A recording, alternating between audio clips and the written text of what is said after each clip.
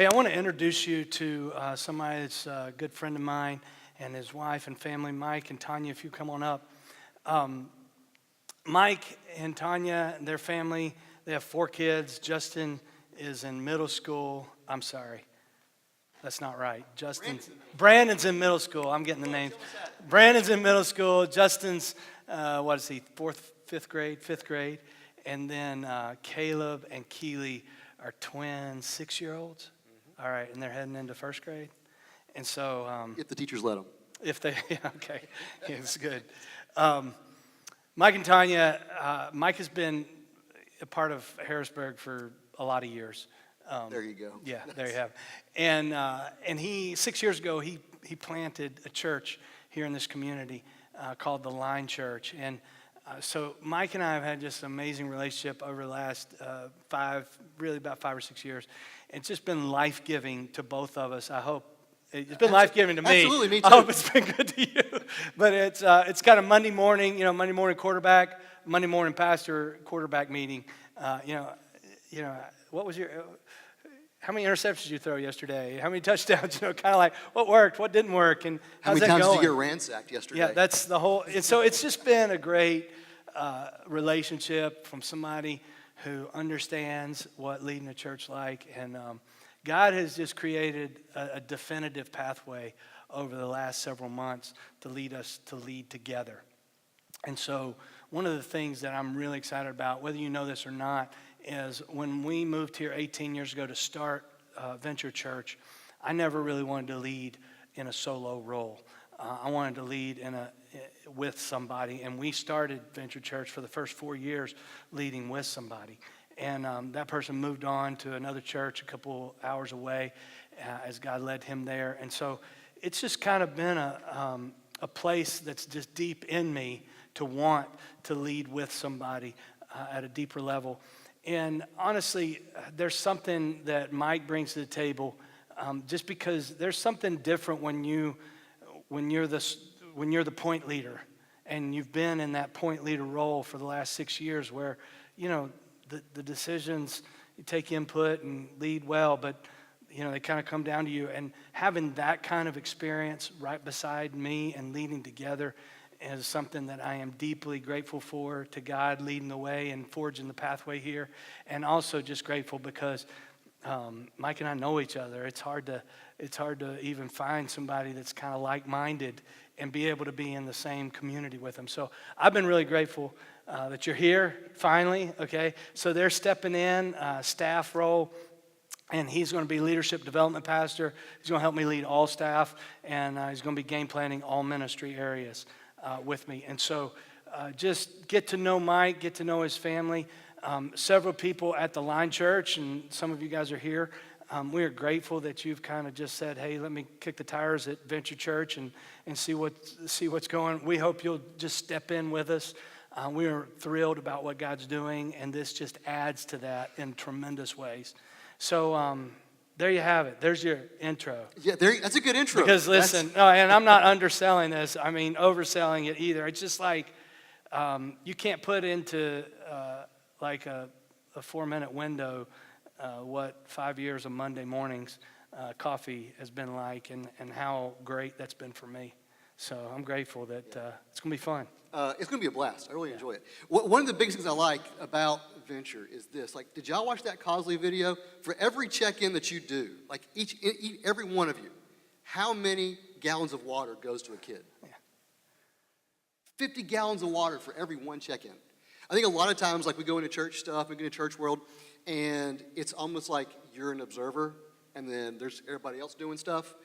But this, here at Venture, it allows you to be an active participant in a lot of ways. And so really, so check in. Like, that's a really great way. That's not a sales pitch there. That's like, maybe it's a sales pitch to give somebody water. So I'm excited about that. So if you didn't check in, guess what you get to do now? Check in. All right, some of y'all are a little quiet. See, the other part about who I am is, like, I like speaking back a little bit. So whenever I say, the one thing you can do is what? Check in! See, some of the Line Church peeps know that. That's good. Yeah. They get a little loud. Awesome. But hey, we're really excited to be here. My family's really excited. How many of you sent a kid to camp last week? Anybody in the room sent some kids to camp? Yeah. A couple of y'all. That's great.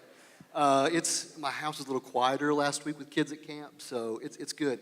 There's a lot of fun stuff happening here, a lot of things that we're excited about. And Tanya and I are excited to get to know each and every one of you. We're excited to jump in ministry here, and we look forward to it. And one of the big things that we really love about Venture Church and about the community is what we're talking about today, Love Life.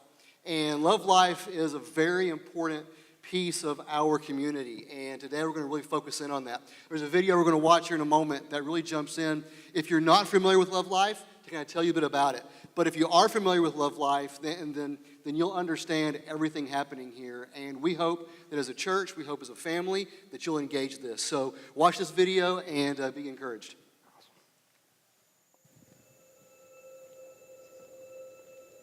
We came to the abortion clinic. We feel like, we There didn't was want just no help. Like, we was helpless. Like, We didn't want to bring a baby into our situation. we just thought it was the only way. We was just like, this is selfish to the baby. We felt like, we didn't have no hope in nothing, because we've been living in hotels for maybe almost 2 years now. So, we lost everything, stuff in the storage, everything. We lost everything. So we was starting from the scratch. When the Wiggins arrived, and I just kind of glanced to my side and I see a beat up old car, windows down, and the woman said, "We have no choice. We have to abort this baby. What are we gonna do?" My car pulled up. I meet these people, and they're talking to me, and they're saying, no, you don't want to do that. And just the conversation got deeper and deeper, and then I just decided, like, okay, well, maybe this was meant for me to meet these people. Maybe, it's a purpose in this. So within that same day, really, I changed my mind about the abortion with the baby. And we kind of went from there. So we call Love Life and tell them these people need everything, and they need it all tomorrow. And Love Life instantly took on, helping us to find a car, helping us with the housing issue, getting them set up with a mentor in a church right away. It made us think about things better than abortion. We had to think about, that's a baby life. God blessed us with this baby for a reason. So, with the idea of us getting married, because we've been together for 12 years. I mean, it came across our mind like, we're gonna get married. One day, we just never. And just never got around to it. Just from that day, we went to the abortion clinic, and everything came to us at one time. Yeah. As far as like keeping the baby, marriage, help with people and stuff. So it made us look at things different.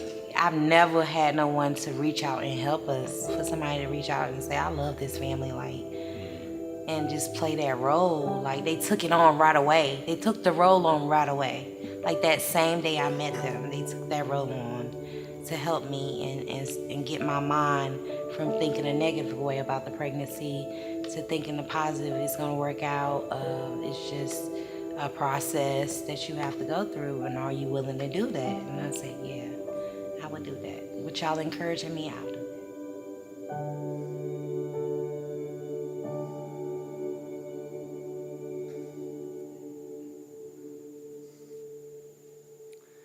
Guys, putting all of the topic aside, that's what Love Life is about.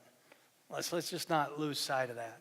What we're talking about today is a topic, but at the end of that topic is the Wiggins family. And it's what do we do? And who are we in this city for these people? Okay? So Love Life Charlotte has a mission. Their mission is simply this: to mobilize the church, to mobilize us, to put us into action, to create a culture of love and life that brings an end to abortion in this city. We're not bringing an end to abortion through politics and policy and all that, okay? We're bringing an end to abortion by mobilizing the church that creates a culture of love and life. So that ultimately, when the Wiggins family in the future has a difficult situation, or many like them, they don't go to the abortion clinic to find help. They go to the church to find help and hope. That'd be a change, wouldn't it? That's what Love Life Charlotte is really, really about. See, God's called the church, capital C, the big church worldwide. He's called the church to step in and create and forge a culture in this world that is a culture of love and life. Jesus says this in Matthew chapter 5. He says this to you, to me, everybody who calls himself a follower of Christ, everybody who says, I'm part of the church, you are the salt of the earth. Okay? What's salt good for? Besides high blood pressure. All right? It brings out flavor, okay? It is definitely there as an additional season, but particularly in Jesus' day, without any kind of refrigeration, salt was the primary preservative. And in essence, he's not just saying, hey, you add flavor to society, you add flavor to this world, you're the salt of the earth. No, like you're the preserver, protector. You're the salt of the earth. But what good is salt if it's lost its flavor? If it has no effect, what good is it? Can you make it salty again? It'll be thrown out and trampled underfoot as worthless. And then he adds to that imagery by saying, you're not just the salt of the earth, you're the light of the world. Like a city on a hilltop that can't be hidden, no one lights a lamp and then puts a cover over it, puts it under a basket. Instead, a lamp is placed on a stand where it gives light to everyone in the house. This is the imagery that Jesus gives us to say this is who we are. We are salt and light on this earth. So our mission is essentially this. Our mission is we are about preservation. We are protecting and preserving something that's precious, life, on this earth. That's our job. And we also dispel darkness. Like nobody walks into a room and tries to push out the darkness. Like darkness is just the reality of where there's no light. You don't turn on darkness. You turn off the light. And the solution for darkness is just turn on the light. It's for the light to actually show up. And so we want you to show up. We want you to be salt and light. And we want you to show up this Saturday. And I'm going to give you all the details and information about that here in a second. But here's the tragic truth about this topic in Charlotte, okay? And I'm just going to read you a few stats here. Abortion's the leading cause of death in our city. Not heart disease, not cancer, not any other ailment, not any other sickness, not any other disease. Abortion's the number one cause of death. 150 to 200 babies are killed weekly in our city. If this was, if there's a house where this was happening and 150 to 200 kids are getting slaughtered every week, the whole city would be out erupting over that. And 150 to 200 babies are being killed. Their life, their heartbeat is ended every week in our city. 80% of those happen at a particular clinic on Latrobe Drive. And it's the clinic that we show up and do a prayer walk at on Saturdays. There's 3 abortion centers in Charlotte. There's over 1,000 churches in the greater Charlotte area. The capacity that we have to care for Wiggins family and so on, it's gigantic if we'll just wake up and step up. This particular abortion center on Latrobe Drive is the largest abortion center in the Southeast. That is the largest in the Southeast. That's not in Atlanta. That's not in Miami. That's not anywhere else. It's right here in our city. 73% of women who go to have an abortion identify as Christian. You see, I'm thinking something's wrong with that stat. Unfortunately, it's not wrong with the stat. It's this is not a long leap to run to the church for help and hope if we'll just be help and hope. 1 out of 4 women and men will have an abortion in their lifetime. Listen, it's not just a women's issue. In fact, part of the reason that it's just so daunting and difficult is that women find themselves alone. And this needs to be a men's issue as well, because the men need to step up and be responsible and take responsibility and be a part of this process. And that's part of what Love Life is pushing to do. You know, since 1973, there's over 60 million children that have been killed in our country. Like, you just put that stat up against anything. I mean, you put that stat up against the Holocaust, and it dwarfs, the Holocaust. I think it's just gigantic in comparison. You put it up against, honestly, you probably put it up against all wars combined, and you probably have a comparable stat there. 60 million. And so it's kind of daunting, like, okay, so who are we? What are we? How are we going to get this done? Well, here's how we get this done, okay? Listen, we're not getting this done through argument and through debate and all that stuff, okay? That's not our approach here. It's not a Love Life's approach, okay? Here's what Jesus says about how we get this done, because this is what he says about the church, okay? Matthew 16.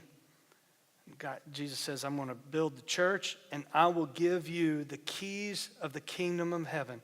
Whatever you forbid on earth will be forbidden in heaven. Whatever you permit on earth will be permitted on heaven. And then he says, and the gates of hell will not prevail against it. Listen, we need to step up to the reality that the Jesus says, before he leaves, he says, all authority has been given to me, and so I'm giving that to you. I'm sending you with my stamp of approval and my authority. Go. And the decisions you make, the things that you do, the things that you focus on, they will matter. Because what you bind here will be bound in heaven. What you loose here will be loosed in heaven. And listen, the gates of hell aren't going to be able to stop you. I mean, that's just me and you waking up to the reality of what is true and what Jesus says is true about us, and believing it enough to step in and do something. And here's the picture. Honestly, when I hear the gates of hell will not prevail against it, there's a few places I've been that kind of compare to this, but honestly, they're not close by. They're not geographically close by. I just want to prepare you. Like, I'm asking you to step in this Saturday and join me and my family on a prayer walk. And I want you to realize that this is the one place where I have sensed and felt like the spiritual battle like happening right in front of us. Like, you feel the sense of, this is front lines. And you gotta, like, to me, there's a certain amount of, reality that comes with this. When Jesus says the gates of hell won't prevail against it, like, these are the moments that he's talking about. It's not a mistake what's happening. It's not a mistake what's being successful. And look at it. This is where it's happening. This is some stats about where the gates of hell are not prevailing against this movement. There's over 120 partnering churches in Charlotte. Listen, I mean, if you're not in church world, you don't really know this, but you get 120 churches together on any topic, and you've done something, okay? I mean, it's hard to get 6 together. I promise you. Okay, 120 churches, all denominations, all types, all sizes, everything, okay? Engaged together on this, 120. Over 28,000 people have shown up and done a prayer walk on Saturdays. 28,000. This is the real stat, okay? 1,014 people. 1,014 people. Those are people that are actually alive today because the gates of hell did not prevail against the church that showed up. That's 1,014 people that have said, yes, life, yes. Guys, you don't grasp this, but that's a whole elementary school. It's an entire elementary school. I always think about this. call me crazy, whatever. When I think of Jesus, his birth and all the events surrounding it, and Herod, he's trying to wipe out, he doesn't know, so he just says, hey, we're going to kill all males 2 years old and under. Like, you ever think that Jesus, went back and there were no guys his same age? Like, as a 16-year-old, it's like, I wonder where all the 16-year-old guys are. I think I'm the only one. It's because you are. Why? Because they're all dead. Herod executed them. Like, you don't even know what we don't even know what we're missing. But we have a whole new elementary school. 1,014 kids because of Love Life, because the gates of hell are not prevailing against the church. There's a 70% drop in abortions on Wednesdays and Saturdays at this clinic. Wednesdays are the day, this Wednesday, I'm asking you to skip one meal. Whether it's breakfast, lunch, or dinner, skip one meal. Spend 30 minutes in prayer on this topic, okay? 70% decrease in abortions when the church prays, when the church shows up. 20 plus abortion workers have felt convicted and have left, okay? So what do we do when an abortion worker leaves? We're like sports and we boo them out of the stadium because they're the enemy? No. We come alongside them. Love Life comes alongside them. We help them get connected to other employment opportunities. And we care for them.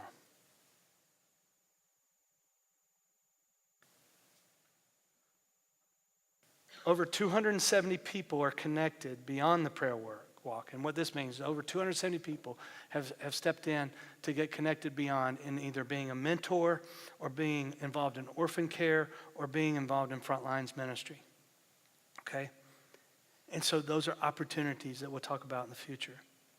But listen, over 65 of those have adopted or they're in the process of adopting or fostering. And that's just those connected to Love Life. We have our own adoption culture and foster care culture here in this church. I mean, if you're not aware, you just need to peek up and I'll introduce you to some families and get connected. I mean, those numbers aren't even counted in here because it's just what we do beyond that. Over 42 people are involved in post-abortive Bible studies. What is that? Well, that's where we realize that, honestly, there's a trauma that ladies face who have made a choice for abortion, and they need to be cared for. There needs to be a grief and a grieving process because a death has occurred. And there needs to be care and love and compassion and truth. And that's what they get in these Bible studies. So that's what's happening, okay? This is where the gates of hell are not prevailing. Listen, this year, as of week 17, so we're on week 20 right now. So if you don't know, Love Life does 40 weeks each year. It's a 40-week journey that imitates the 40-week gestational period of a child, okay? So we're about week 21, I think, this week, all right? And so we're adopting this week. Our church is, listen, I need you to show up because we're the only church this week that's adopting this Sunday. So it's not us and 4 other churches, okay? It's us, okay? So please step in. But on a 40-week, and then at the 40th week, there's kind of a coming together of everybody to celebrate kind of that end. And I want to give you a picture of what this is, okay? Because you need to know this, because there's different personality types. Like some of them are more over here with me, and like you're always up for a little bit of good debate, and you like good, healthy dialogue, and sometimes unhealthy, and then you repent and confess and all that stuff. It's good practice. And then. But some of you are like a little more timid and I don't seek conflict. I'm just saying that's not me, but my wife doesn't seek conflict. It's a good thing. Like we would fight all the time. And she just sits and listens to me argue ultimately with myself. It's kind of comical at sometimes, okay? But we got all personalities in the room here, okay? Let me put you at ease and give you instruction, okay? For these people, you're like, I don't know if I can step into this. I mean, it's the gates of hell, David. Are you kidding me? Okay. Let me tell you how this is going to go. You're going to arrive at the address on Latrobe Drive, and it's a gathering point. It's not the clinic itself. Okay, it's just kind of a rally point, and it's a local business that lets us kind of step in there and do our instruction, and we'll do some prayer, and we'll worship together. Okay, it'll be a great little time together. And then they've got a little app that kind of gets you on the same page so that you can listen to worship music and prayer instructions as you walk, like right on your phone, okay? And like you can put your headphones in if you want to, okay? And we walk, and the walk, it's probably like 3/4 of a mile from the gathering point to the abortion clinic. So you're just walking, down the side of the road, okay, in like an industrial park area.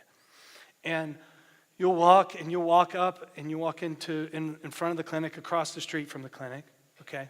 And at that point, we'll pause. We'll stop there. And somebody will be actually leading worship, a couple of worship songs. And then there'll be a couple people leading prayers.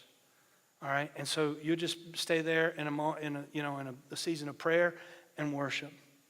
And then you'll get the instructions, and we'll keep moving, and we'll walk on around the circle and back to the location. Literally, this is a prayer walk. Because listen, we're not going to win this battle with human resources. Okay? It's not a human battle. I mean, Paul's real clear. Look, our battle is not against flesh and blood, but it's against spiritual principalities and powers. Okay? You don't fight spiritual war with human efforts. Okay? You fight spiritual battles with spiritual weapons. And our weapons that Jesus has given us are weapons of prayer and weapons of fasting.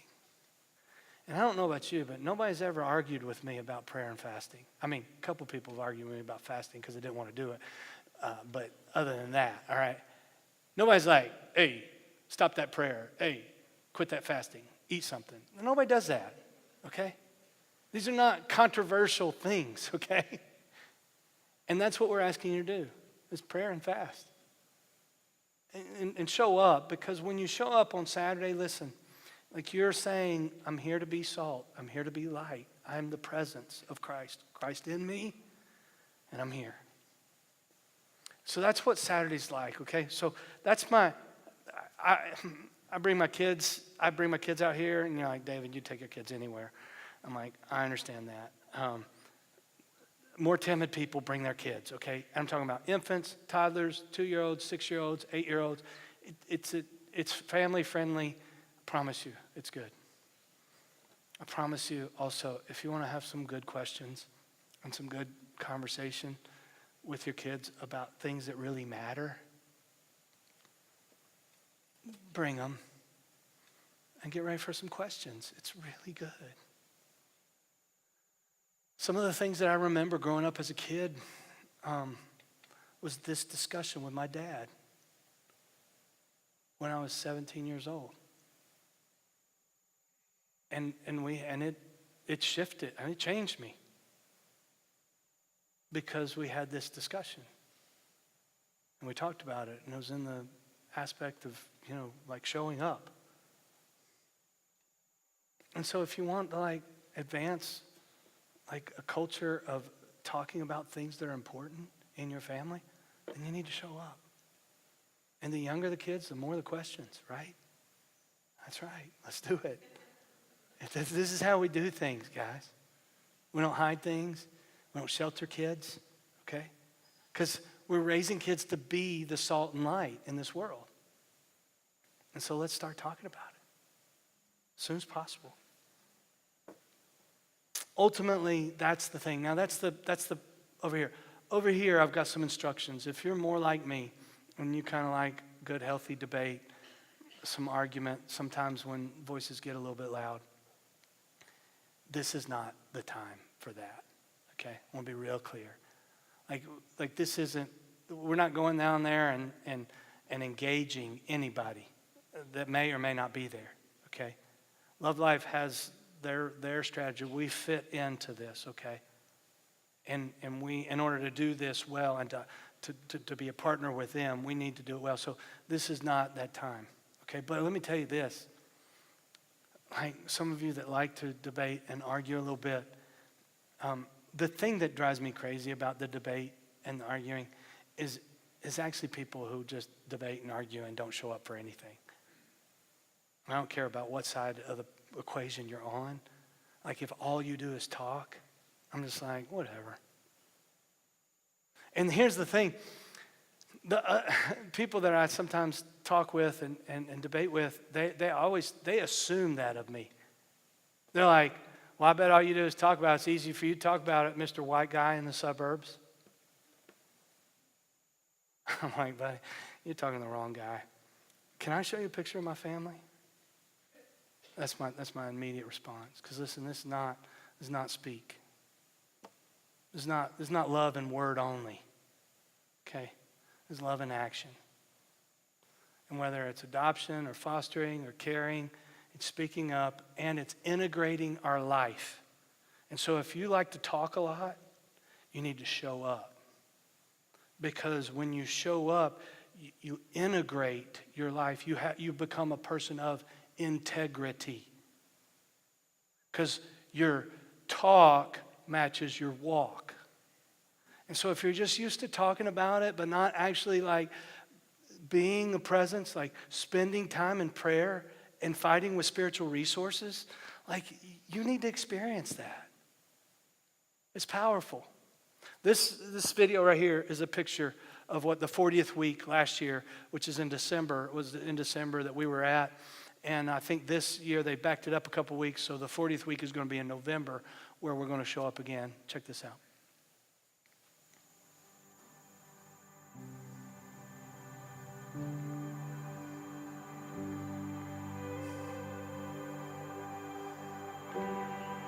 Your kingdom come, your will be done on earth as it is in heaven. When you show up and pray, you are opening your mouth. You're speaking for those that don't have a voice. And that's what we're called to do as the Church of Jesus Christ. Jesus said this, those that seek to save their life will lose it.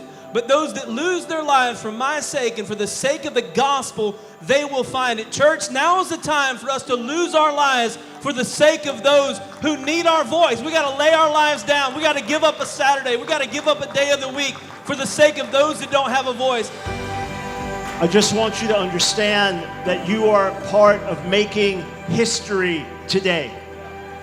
And what happens in the city of Charlotte can literally spread around the country. Jesus said to us, to you and to me, you are the salt of the earth. You are the light of the world. When I go into a dark room, I don't curse the darkness. I say, where is the light? Let your light shine. Friends, let's make history today in Charlotte.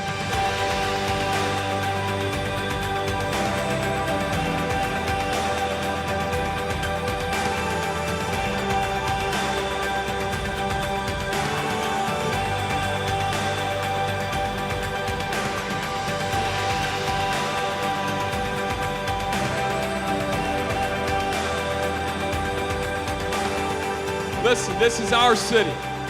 This is our generation. These are our children. This is not the end. This is just the beginning, church. This is not the end. This is just the beginning.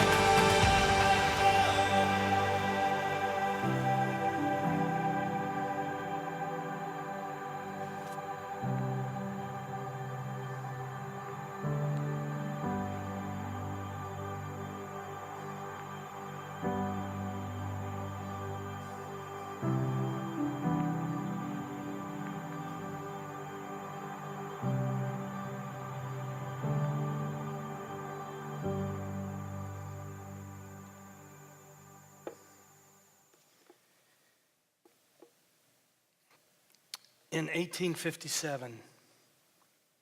1857, the United States Supreme Court, through the majority opinion of Roger Taney in the case of Dred Scott versus Sanford, ruled this. It ruled that blacks had no rights which the white man was bound to respect. Let that sink in for a second. they, like legal, like intelligent, educated Supreme Court justices deliberated and together decided that because somebody has black skin, that they have no rights which somebody who has white skin was bound to respect.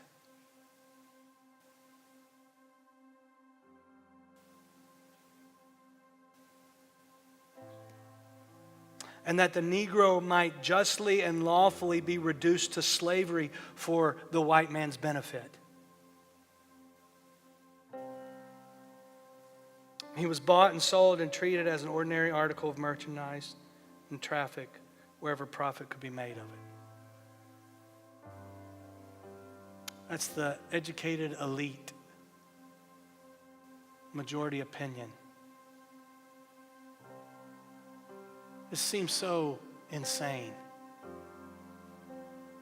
But it was a byproduct of culture. Really. I feel like I need to stop right here and just apologize, honestly. Every person in this room who has black skin, I want you to know I'm sorry. And I know you didn't experience this at this level, but I know you experienced even today.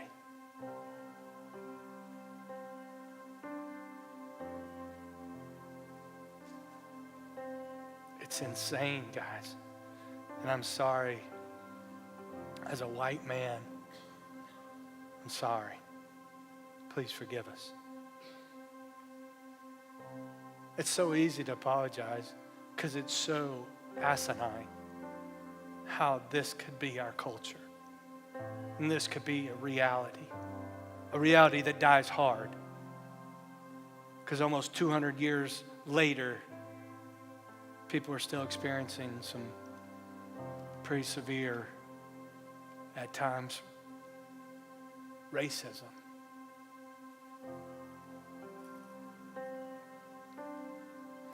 Eight years later, after that decision, 8 years, the 13th and 14th Amendment legally, officially outlawed this.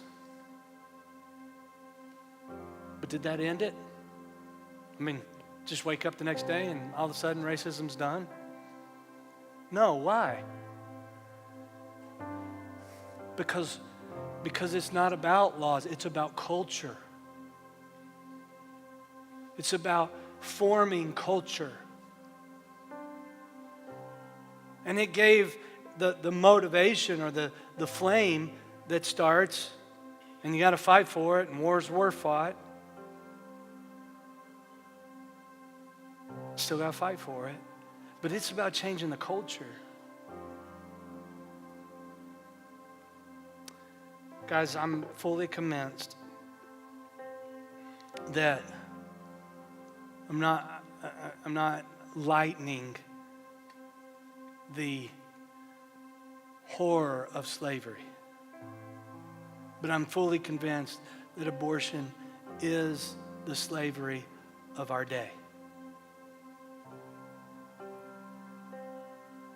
Because with slavery, the first thing that has to happen is for blacks to be dehumanized. To not be given their made in the image of God title. And we dehumanize them so that we can treat them differently. And that's exactly what's happening with unborn babies. They're not even called babies. Masses, lumps, tissue, whatever. It's dehumanizing because that's the first step in any group of people that you want to exterminate is you dehumanize them. Or any group of people that you want to abuse and feel okay about it, you dehumanize them. Ultimately, blacks were considered property. Property.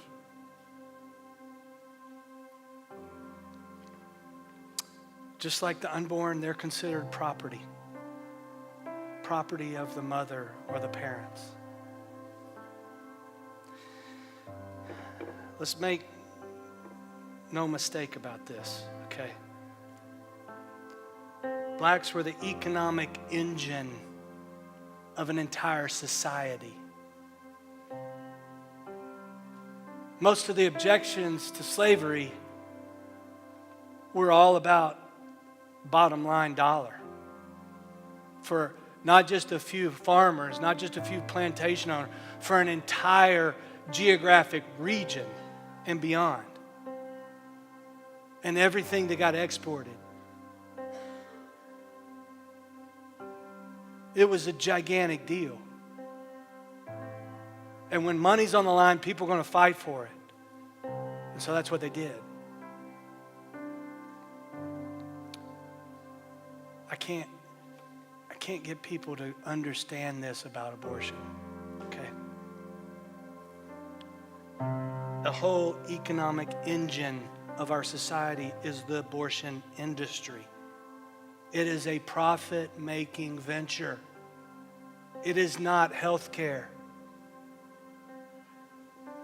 The clinic that we prayer walk past makes $4 to $5 million per year. And honestly, because the economics are the way they are, and that this industry primarily preys on poor and uneducated people, because that's the majority of people that are having abortions. In a subtle form, I would be negligent not to mention that they prey on the black community as well, because most of their centers happen to be in predominantly black neighborhoods. The very beginning of this thing is a eugenics about erasing or minimizing a group of people. And we as a nation have gone along with it. And we're still paying for it. Because our tax dollars go there. It's an economic engine. It's unbelievable. The money that's wrapped up in this. And then the people that I talk to that kind of see things differently than me, we have good dialogue. And the one thing that keeps coming back to people that argue back with me is, David, like we can't afford the society, the needs of the society as it is. And I try to be compassionate, but all I hear is a white slave owner saying, how in the world are we going to make it without our slaves? How in the world is this going to work? Who's going to pick my cotton? We'll figure it out, because this is wrong. It has to end.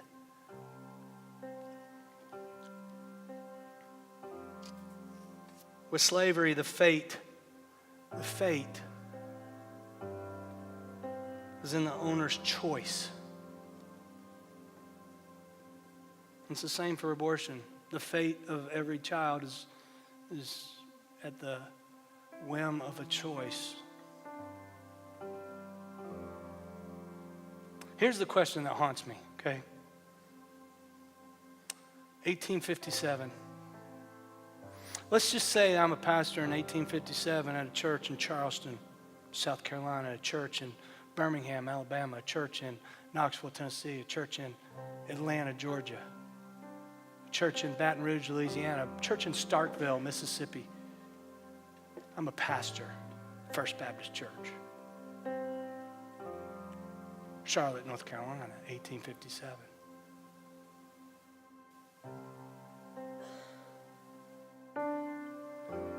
What am I saying as a pastor in 1857 about this issue? See, the reality, the awful reality, is that slavery was supported in the pulpits of the churches. And I'll be damned if that happens today on this topic, okay, in this city. I would love to say I would speak up. I would love to say in 1857, I would say, no, this is not right. I don't care how educated you are. I don't care how long you deliberated. Whatever your decision was, it is wrong. It is morally wrong. And we will not exist as a society with that decision. And I just can't say that I would say that in 1857 if I'm not saying this today about this.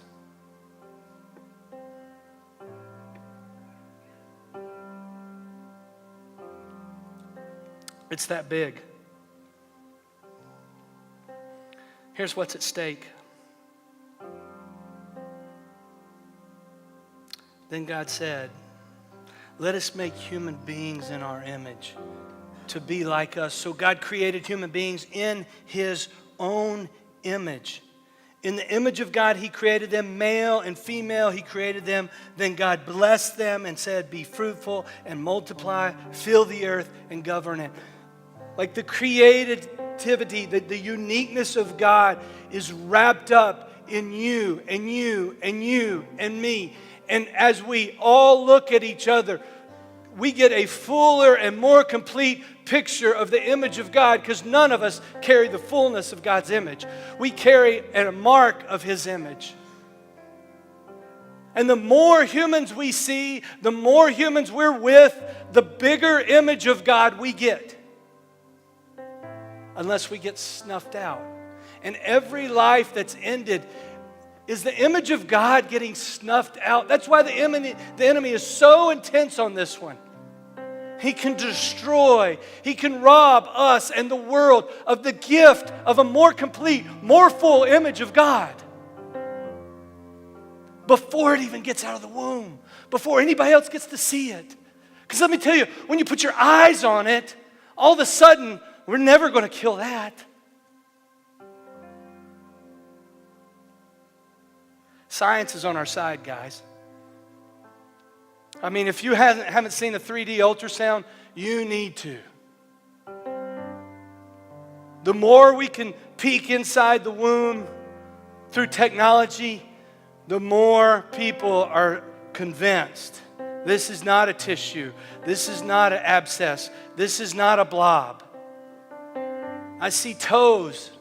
I see fingers. I see somebody sucking their thumb. I see heartbeat, head measurements, nose. Heck, I can even know if it's a boy or girl. But thousands of years ago, here's a peek inside the womb. Psalm 139. You, God, made all the delicate inner parts of my body, and you knit me together in my mother's womb. Thank you for making me so wonderfully complex. Your workmanship is marvelous. How well I know it. You watched me as I was being formed in utter seclusion, as I was woven together in the dark of the womb. You saw me before I was born. Every day of my life was recorded in your book. Every moment was laid out before a single day had passed. How precious are your thoughts about me, oh God. They cannot be numbered. I can't even count them. They outnumber the grains of sand, and when I wake up, you're still there.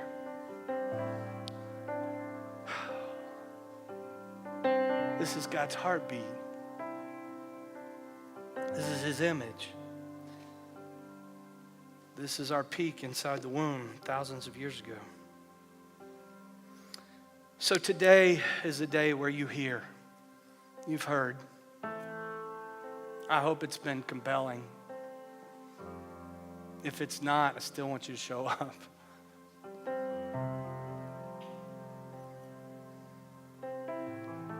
What I need you to do from here is pray. Spiritual battle, guys. Just pray. Pray for the Wiggins family. The journey's not over. Pray for them. The journey's just starting.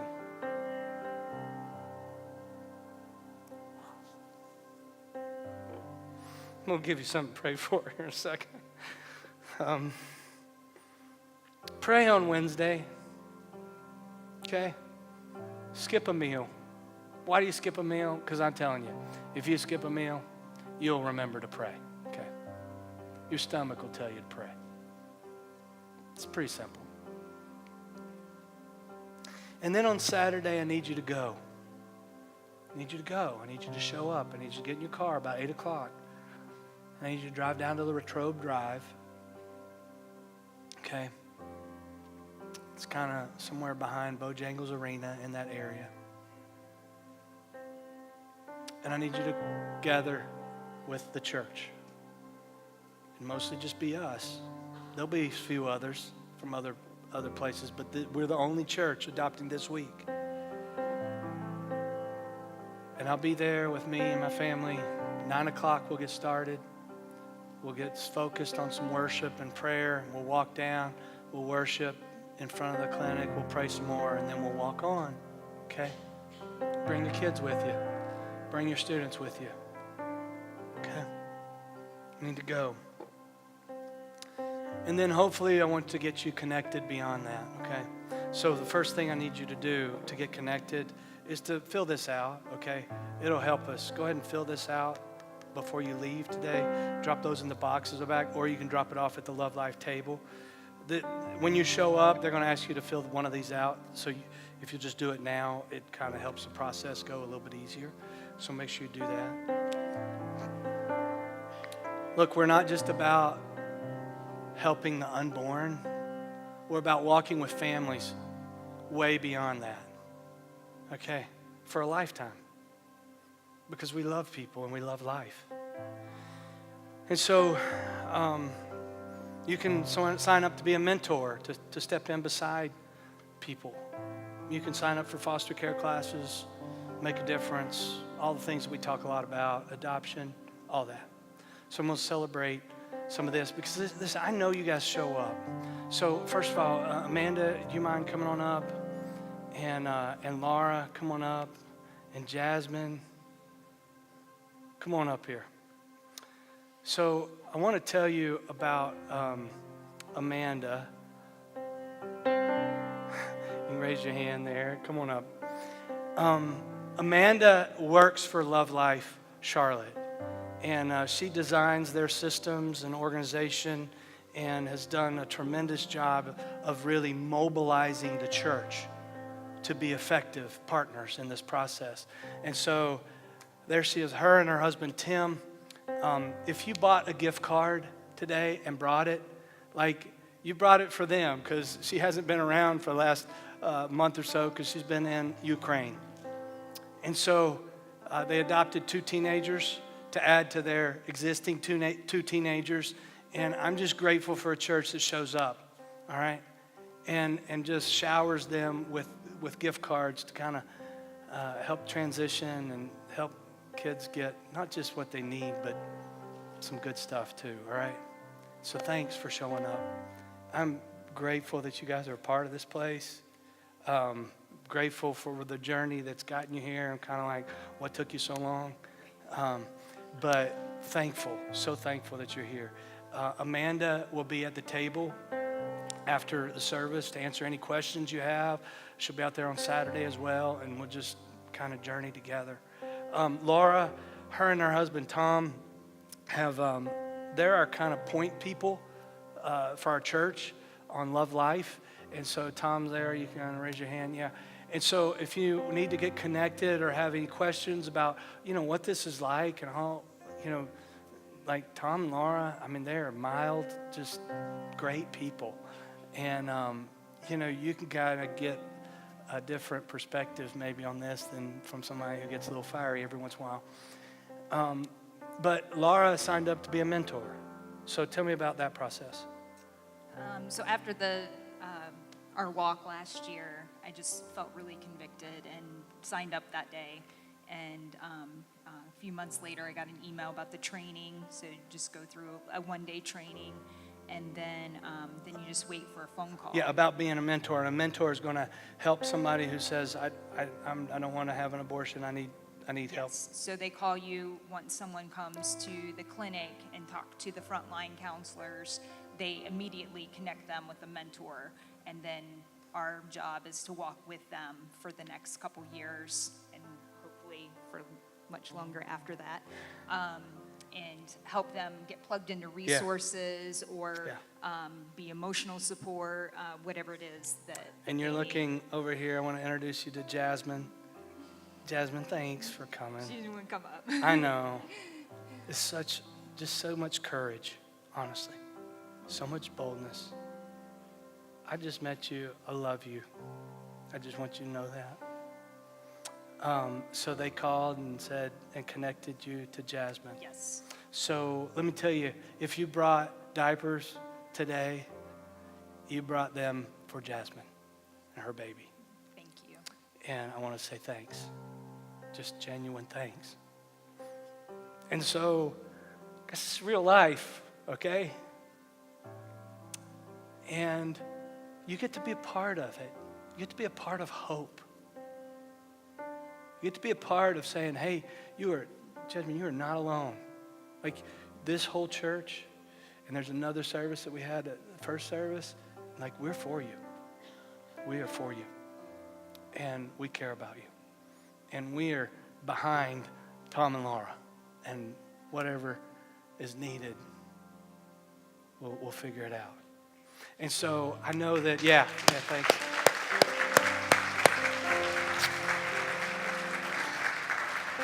I know that beyond today and the diaper help, that we're going to be, Tom and Laura are going to be throwing a baby shower for Jasmine and her baby. And I just want, you guys to be a part of it. So you'll see the info coming out. And they've got a registry, and I think all the big stuff's already, taken care of. And so now we've got other stuff. And guys, this is the church. Like, this is what gates of hell are not going to prevail against. Because our love will be beyond this. And we'll show up not just on Sunday, not just Wednesday, not just Saturday, but we'll show up for the Wiggins and we'll show up for Jasmine. So Jasmine, you mind if I just pray for you? Okay, awesome. Ladies, let's just get around. God, we are so grateful for your love for us. We're grateful that we get to just be next to Jasmine right here. Thankful for her courage, her boldness. Thankful for just choosing life. And Lord, I pray that you'd fill her with hope. God, I pray that you would remind her over and over again that she is not alone. And that as long as it's up to us, she'll never be alone. And I pray, Father, that you would help us to show up time and time again, to provide and to care and to love, not just with resources, but with real life, real love, God. We're grateful for this story. We're grateful for this child that you created in your image. We're grateful that we get to meet him or her one day soon and celebrate life and love together. And we pray in Jesus' name. Amen. Amen. All right. You guys give her a hand. All right.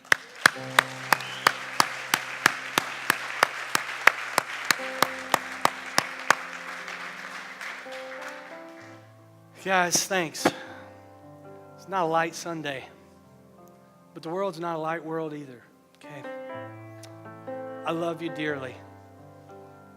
Please show up with me on Saturday, okay?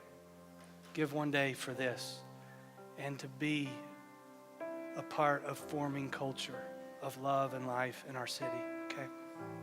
That's it for today. I'll see you, okay, on Saturday. Next Sunday, we're starting a new series. Actually, Mike Landrum is starting a new series, so you get to hear from him.